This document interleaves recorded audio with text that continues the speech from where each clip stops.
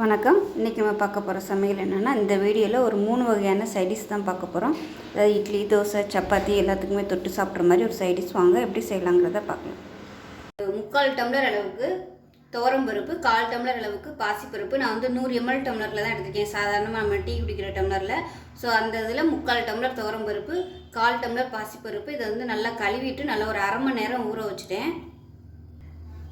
இப்போ இதை சேர்த்துக்கலாம். பருப்பு வந்து சீக்கிரம் கரைஞ்சிரும் அப்படின்னு நினச்சிங்கன்னா நீங்கள் வந்து ஊற வைக்கணும்னு அவசியம் இல்லை. இது வந்து கொஞ்சம் கரைய லேட் ஆகுங்கிறதுனால நான் வந்து ஊற வச்சுருக்கிறேன்.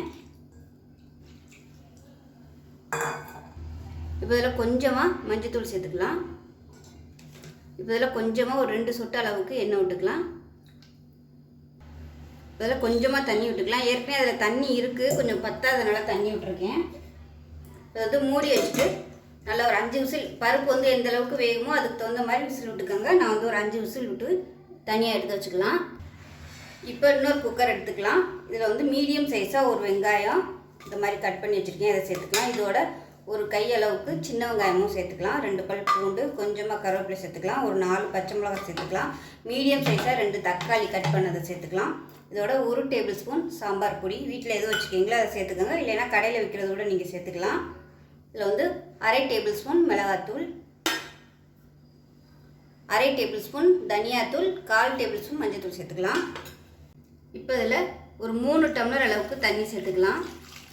தண்ணி சேர்த்துட்டு இதை மூடி வச்சுட்டு நல்லா ஒரு 3லேருந்து ஒரு 4 விசில் விட்டுட்டு ஆற விட்டுட்டு பார்க்கலாம்.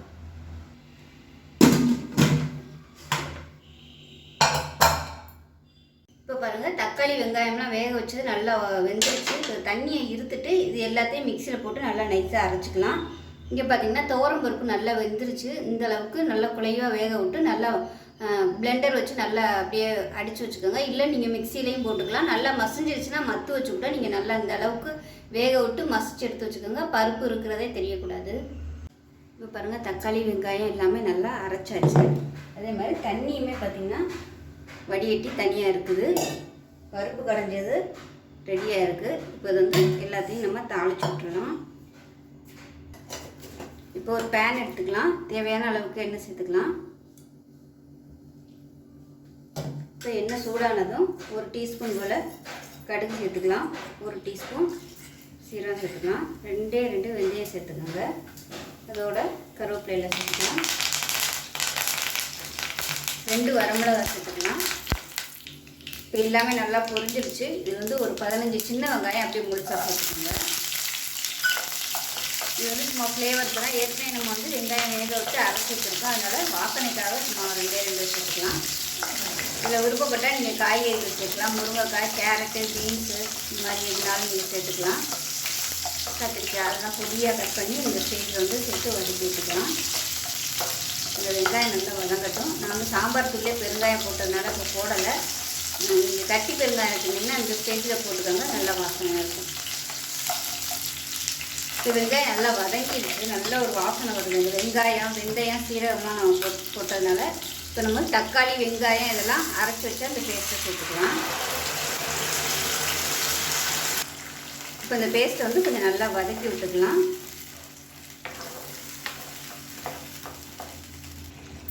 இப்போ நம்ம அரைச்ச பேஸ்ட்டு நல்லா வதங்கிடுச்சு. இப்போ இந்த ஸ்டேஜில் நம்ம வந்து பருப்பு வேக வச்சதை சேர்த்துக்கலாம்.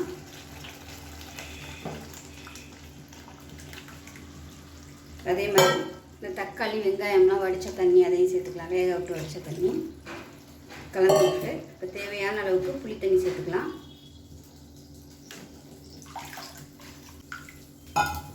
இப்போ இது எல்லாத்தையும் நல்லா கலந்து விட்டுட்டு உப்பு சேர்த்துட்டு நல்லா கொதிக்க விட்டுக்கலாம்.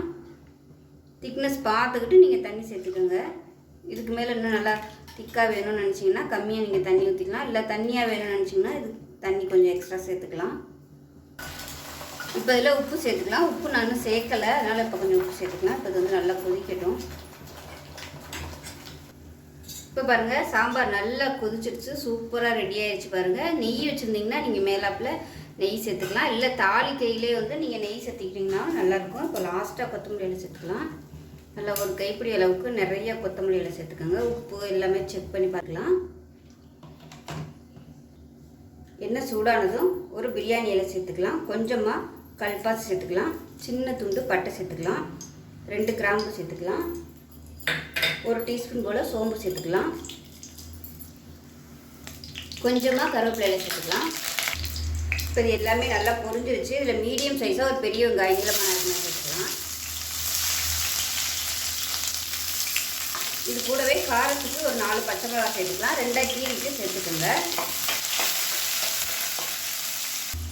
வெங்காயம் வதங்கினதும் 1 டீஸ்பூன் போல் இஞ்சி பூண்டு பேஸ்ட் சேர்த்துக்கலாம். இதையும் சேர்த்து நல்லா வதக்கிக்கலாம்.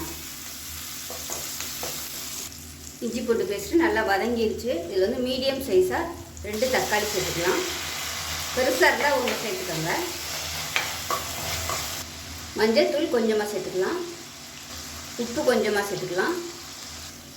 இப்போ பார்த்தீங்கன்னா தக்காளி நல்லா மசிஞ்சு வரணும். அது வதங்கட்டும். அதுக்குள்ளே ஒரு தேங்காய் பேஸ்ட் ரெடி பண்ணிக்கலாம். மெஷரிங் கப்பில் 1/4 கப் அளவுக்கு துருவின தேங்காய், 1 டீஸ்பூன் போல் சோம்பு, ஒரு சின்ன துண்டு பட்டை, 2 வரமிளகா, இதில் பார்த்தீங்கன்னா 2 டேபிள் ஸ்பூன் பருப்பு தண்ணியில் ஊற வச்சு வச்சுருக்கேன். நல்லா ஒரு 1/2 மணி நேரம் ஊறிடுச்சு. இது வந்து இதோட சேர்த்துக்கலாம். இப்போ இது எல்லாத்தையுமே நல்லா நைஸாக அரைச்சிட்டு வந்துட்டு பார்க்கலாம். இப்போ தக்காளி நல்லா மசிய ஆரம்பிச்சிருச்சு. இந்த ஸ்டேஜில் பொடி சேர்த்துக்கலாம். 1 டீஸ்பூன் போல் கறிக்குழம்பு அரைச்சி வச்சுருந்த பொடி வந்து சேர்க்குறேன். இது இல்லைன்னா நீங்கள் குழம்பு தூள் வந்து சேர்த்து 1 டீஸ்பூன் தனியாத்தூள். இது எல்லாத்தையுமே நல்லா வதக்கி விட்டுக்கலாம். லேசாக 2 பரட்டிக்கோங்க. மஞ்சத்தூள் வந்து நான் ஏற்கனவே போட்டேன் முன்னாடியே, தக்காளி இது வதங்குறதுக்காக மஞ்சத்தூள் உப்பும் போட்டிருக்கேன். இப்போ வந்து தேங்காய் அரைச்ச பேஸ்ட்டை சேர்த்துக்கலாம். தேங்காய் வந்து கம்மியாக சேர்த்தா போதும். ஏன்னா துவரம்பருப்பு இருக்கிறதுனால அதுவே வந்து நல்ல ஒரு கெட்டியாக வரும். இப்போ மிக்சியை அலசிட்டு தண்ணி சேர்த்துக்கலாம். இதே நல்லா கலந்து விட்டு இன்னும் கொஞ்சம் தண்ணி சேர்த்துக்கலாம். திக்னஸ் பார்த்துக்கிட்டு தண்ணி சேர்த்துக்கோங்க. ஒருவேளை ரொம்ப கெட்டியாக இருந்துச்சுன்னா கூட குருமா வற்றி வந்ததுக்கப்புறமா நம்ம எக்ஸ்ட்ரா தண்ணி ஊற்றிக்கலாம். ரொம்ப தண்ணி ஊற்றிட்டிங்கன்னா ஒன்றும் பண்ண முடியாது. இப்போ பாருங்கள் கரெக்டான அளவில் இருக்குது. கொஞ்சமாக தண்ணி ஊற்றிருக்கேன். ஏன்னா உசில் உடையில் கொஞ்சம் வற்றும். இப்போ லாஸ்ட்டாக கொத்தமல்லி இலை சேர்த்துக்கலாம். நல்லா பொடியாக நறுக்கின கொத்தமல்லி இலை சேர்த்துட்டு மூடி வச்சிடலாம். உப்பு கம்மியாக இருக்குது, கொஞ்சமாக உப்பு சேர்த்துக்கலாம். குக்கரை மூடி வச்சுட்டு 2 விசில் விட்டுட்டு பார்க்கலாம். ஸ்டீம் போனதுக்கப்புறம் ஓப்பன் பண்ணிவிட்டு பார்க்கலாம். இப்போ குருமா எப்படி இருக்குன்னு பார்க்கலாம்.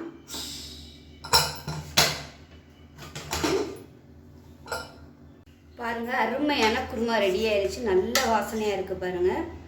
கரெக்டான அளவில் இருக்குது. ரொம்பவும் தண்ணியாக இல்லை, கெட்டியாகவும் இல்லை. இட்லி, தோசை, சப்பாத்தி எல்லாத்துக்குமே ரொம்ப சூப்பராக இருக்கும். ஒரு தடவை இது மாதிரி ட்ரை பண்ணி பாருங்கள். ரொம்ப சிம்பிளாக இருந்தாலும் டேஸ்ட் நல்லா அட்டகாசமாக இருக்கும். ஸோ ஒரு தடவை இது மாதிரி செஞ்சு பார்த்துட்டு எப்படி வந்துச்சுங்கிறத கமெண்ட்டில் சொல்லுங்கள். வீடியோ பிடிச்சிச்சின்னா லைக் பண்ணுங்கள், கமெண்ட் பண்ணுங்கள், சேனலை சப்ஸ்கிரைப் பண்ணுங்கள், பக்கத்தில் உள்ள பெல் பட்டனையும் ப்ரெஸ் பண்ணுங்கள். நன்றி. இப்போ நல்லா மிக்ஸ் பண்ணியாச்சு. இது வந்து ஒரு 15 நிமிஷம் அப்படியே ஊறட்டும். இப்போ ஒரு கடாயை எடுத்துக்கலாம். இதில் பார்த்தீங்கன்னா 1 டேபிள் ஸ்பூன் வர கொத்தமல்லி சேர்த்துக்கலாம். அதோட 1/2 டேபிள் ஸ்பூன் சோம்பு, 1/2 டேபிள் ஸ்பூன் ஜீரகம், 1/2 டேபிள் ஸ்பூன் மிளகு, 1/4 டீஸ்பூனுக்கும் கொஞ்சம் கம்மியாக கசகசா. இது எல்லாத்தையும் வறுத்துக்கலாம். இப்போ இந்த மசாலா எல்லாமே நல்லா வறுபட ஆரம்பிக்கும் போது ஒரு சின்ன துண்டு ஸ்டார் அனீஸ் சேர்த்துக்கலாம். 2 துண்டு பட்டை, ஒரு 3 கிராம்பு சேர்த்துக்கலாம். அதோட சின்னதாக ஒரு பிரியாணி இலை சேர்த்துக்கலாம். இது கூட பார்த்திங்கன்னா ஒரு 4 வரமிளகாய் சேர்த்துக்கலாம். ஒரு ஏலக்காய், ஒரு 3 முந்திரி பருப்பு சேர்த்துக்கலாம். முந்திரி பருப்பு எதுக்குன்னா அந்த மசாலா எல்லாமே நம்ம கரம் மசாலா சேர்க்குறதுனால கொஞ்சம் ஒரு மாதிரி எரிச்சல் இருக்கும். ஃப்ளேவர் வந்து கொஞ்சம் அதிகமாக இருக்க மாதிரி இருக்கும். அதனால் முந்திரி பருப்பு சேர்த்துட்டோம்னா அந்த மசாலாவோட எரிச்சல் வந்து இருக்காது. ஃப்ளேவர் பார்த்திங்கன்னா கொஞ்சம் மைல்டாக இருக்கும், நல்லாயிருக்கும் சாப்பிட்றதுக்கு. ஃப்ளேவர் வந்து கரம் மசாலா ஃப்ளேவர் அதிகமாக இருந்துச்சுன்னா நல்லா இருக்காது. அதுக்காக நான் வந்து 3 முந்திரி பருப்பு சேர்த்துருக்கேன். இது வந்து நல்ல ஒரு ரிச்னஸ் கொடுக்கும் கிரேவிக்கு, டேஸ்ட்டும் நல்லாயிருக்கும். இது வந்து ஆப்ஷனல் தான், விருப்பப்பட்டால் நீங்கள் சேர்த்துக்கோங்க. இதோட ஒரு கொத்து கருவேப்பிலை சேர்த்துக்கலாம். இதோட மீடியம் சைஸாக ஒரு வெங்காயம் வந்து எடுத்துருக்கேன், அதை சேர்த்துக்கலாம். சின்ன வெங்காயமாக எடுத்துருக்கேன். வெங்காயம் வந்து ரொம்ப சேர்க்க வேணாம். பெருசாக இருந்தால் நீங்கள் 1/4 பங்கு சேர்த்துக்கோங்க. இது எல்லாமே நல்லா வதங்கட்டும். முந்திரி பருப்புக்கு பதில் பொட்டுக்கடலை சேர்க்கலாமா நிறைய பேர் கேட்பீங்க. பொட்டுக்கடலையெல்லாம் சேர்த்திங்கன்னா நல்லா இருக்காது. முந்திரி பருப்பு இருந்தால் சேர்த்துக்கோங்க, இல்லைன்னா விட்டுடலாம். பொட்டுக்கடலை சேர்த்தோம்னா அது வந்து குருமா மாதிரி ஆயிடும், கிரேவி மாதிரி இருக்காது. அதனால் இருந்தால் சேர்த்துக்கோங்க, இல்லைன்னா விட்டுடலாம். ஆப்ஷனல் தான். மசாலா வந்து கம்மியாகவே நீங்கள் சேர்த்துக்கலாம். இப்போ நல்லா வறுபட்டுருச்சு, நல்ல ஒரு வாசனை வருது. இதை வந்து கேஸ் அமர்த்திட்டு ஆற விட்டு நல்லா நைஸாக அரைச்சிக்கலாம். இப்போ ஒரு குக்கர் எடுத்துக்கலாம். இதில் வந்து தேவையான அளவுக்கு எண்ணெய் சேர்த்துக்கலாம். மசாலா வந்து நல்லா வதக்கணும், அதனால் எண்ணெய் கூட இருந்தால் தான் நல்லாயிருக்கும். எண்ணெய் சூடானதும் ஒரு 1/4 டீஸ்பூன் போல் சோம்பு மட்டும் சேர்த்துக்கலாம். இதோட கருவேப்பிலை சேர்த்துக்கலாம். இதோட பார்த்தீங்கன்னா 2 பச்சை மிளகாய் கீரிட்டு எடுத்து வச்சுருக்கேன். மீடியம் சைஸாக ஒரு பெரிய வெங்காயம் நல்லா பொடியாக கட் பண்ணிட்டு வச்சுக்கலாம். பெரிய வெங்காயத்துக்கு பதிலாக சின்ன வெங்காயம் சேர்த்திங்கன்னா நல்லா டேஸ்ட்டாக இருக்கும். உப்பு கொஞ்சமாக சேர்த்துக்கலாம். வெங்காயம் வதங்கினதும் 1 டேபிள் ஸ்பூன் இஞ்சி பூண்டு பேஸ்ட்டு போட்டு வதக்கிக்கலாம். இஞ்சி பூண்டு பேஸ்ட்டு பச்சை வாசனை போக வதக்கியாச்சு. இப்போ நம்ம அரைச்சி வச்சுருந்தா மசாலா பேஸ்ட்டை சேர்த்துக்கலாம்.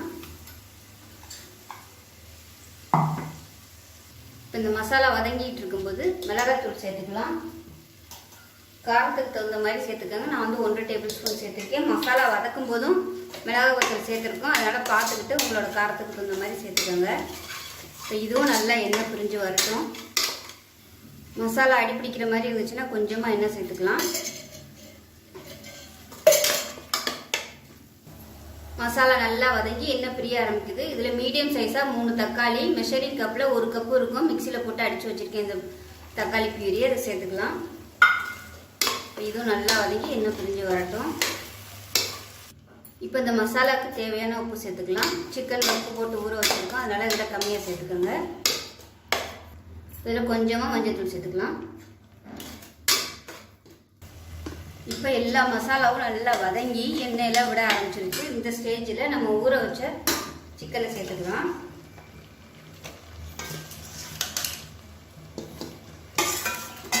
அப்படியே அந்த தண்ணி மசாலாவோட எல்லாத்தையும் அப்படியே சேர்த்துருங்க. இப்போ இதில் மிக்சியில் இருந்த தண்ணி கொஞ்சமாக சேர்க்குறேன். வந்து நல்லா பரட்டி விட்டுக்கலாம். இந்த சிக்கன் வந்து நல்லா சூடு ஏறணும் அந்த மசாலாவோட. இப்போ பாருங்கள், சிக்கன் சேர்த்துட்டு நல்லா கொதிக்க ஆரம்பிக்குது. இந்த ஸ்டேஜில் தண்ணி சேர்த்துக்கலாம். சுடு தண்ணி வந்து சேர்த்துக்கோங்க. 1 டம்ளர் அளவுக்கு தண்ணி சேர்த்துக்கோங்க. ஏன்னா நம்ம கிரேவியாக தான் வைக்க போகிறோம், அதனால் வந்து தண்ணி வந்து அதிகம் சேர்க்க வேணாம். இது கொதிச்சு நம்ம விசில் விட்டு வரையில் நல்லா கெட்டியாக வந்துடும். உங்களுக்கு நல்லா பரட்டல் மாதிரி வேணும் அப்படின்னு நினச்சிங்கன்னா தண்ணி வந்து கம்மியாக ஊற்றிக்கோங்க. அவ்வளோதான். இப்போ வந்து உப்பு செக் பண்ணி பார்த்துட்டு உப்பு சேர்த்துக்கலாம். இப்போ கொத்தமல்லி இலை சேர்த்துடலாம்.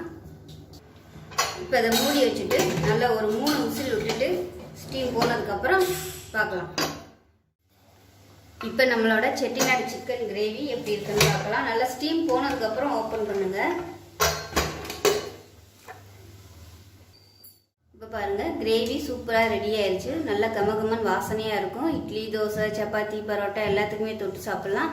அருமையான இந்த சிக்கன் கிரேவியை நீங்களும் செஞ்சு பாருங்கள். செஞ்சு பார்த்துட்டு எப்படி வந்துச்சுன்றதை சொல்லுங்கள். வீடியோ பிடிச்சிச்சுன்னா லைக் பண்ணுங்கள், கமெண்ட் பண்ணுங்கள், சேனலை சப்ஸ்கிரைப் பண்ணுங்கள், பக்கத்தில் உள்ள பெல் பட்டனையும் ப்ரெஸ் பண்ணுங்கள். நன்றி.